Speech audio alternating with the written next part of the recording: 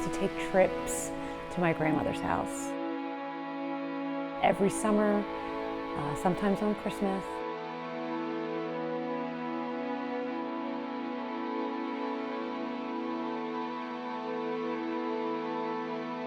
And it was just some of the fondest memories I've ever had.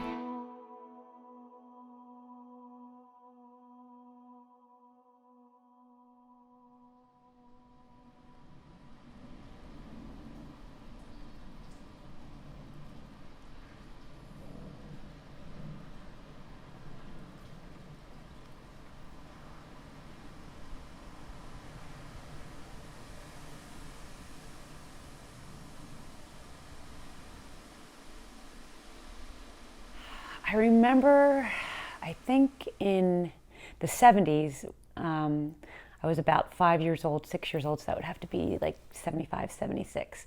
And we would always drive through the town off this one highway. I don't remember what the name of the highway is, but you could see smoke coming up from the roads. You would look over to the right or to the left and you could see, and especially at dusk, when my father would actually take a trip so we could see it, because that's when you would see it like rising. And I just remember thinking, like, what happened in that town?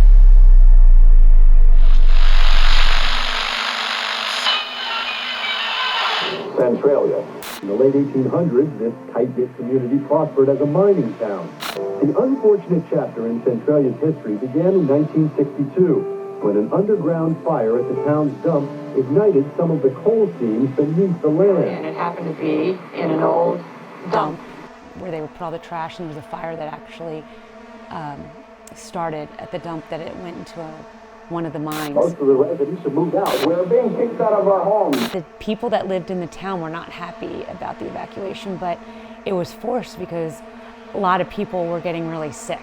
I would come back when it's 10. Don't get them staring all day. And they kept having people in their houses, like government people or people from like the EPA, like I don't know what agency, but they would actually be in their houses daily to test, I guess, like the carbon monoxide or whatever the gaseous levels were. Whether they can stay or not, I think that's already been established by the state government. We're not looking for support. We're not looking for financial aid. We just want to get on with our lives. And we haven't been able to do that with them here. Roads buckled up. You can see it. It looks like there was an earthquake.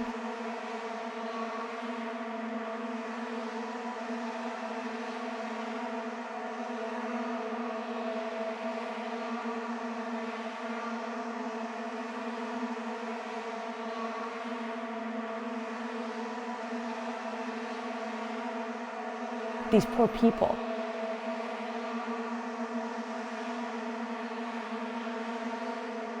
These poor families were just displaced in this different area that will never be their true home.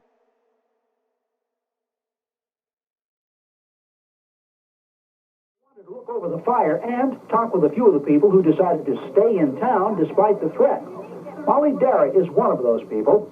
She believes the federal and state governments made a big mistake by moving people out rather than doing something about the fire.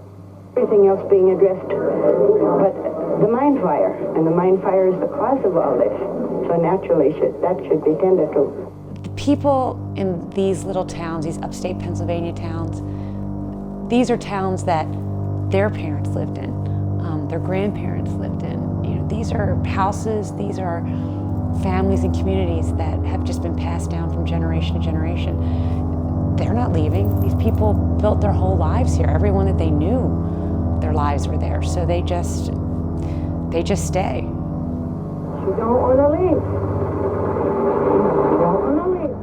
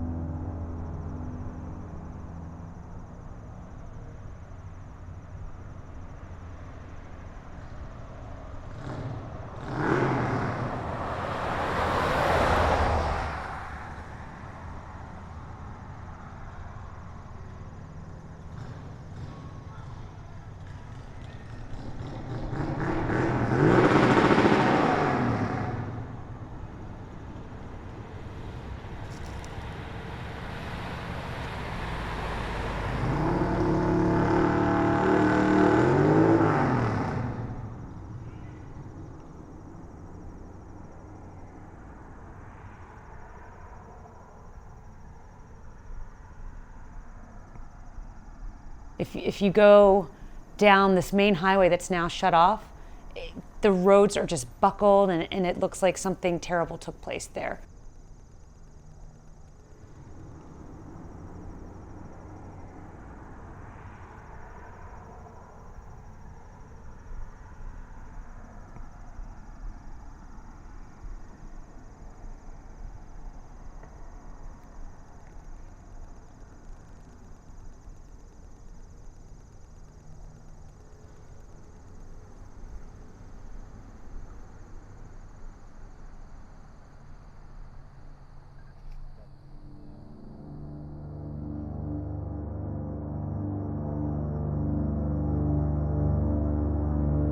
The town is no more. The town will never be again.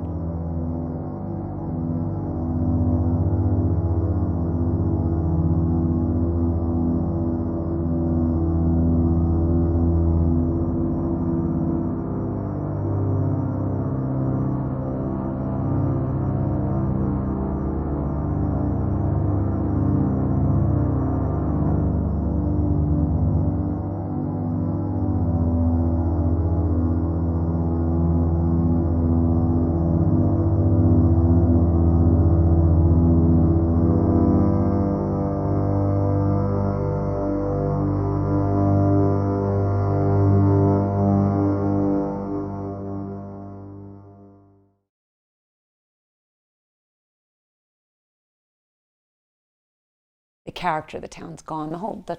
Everything is gone. The memory of the town is gone. People make the town, the people stick together, and they all love one another, and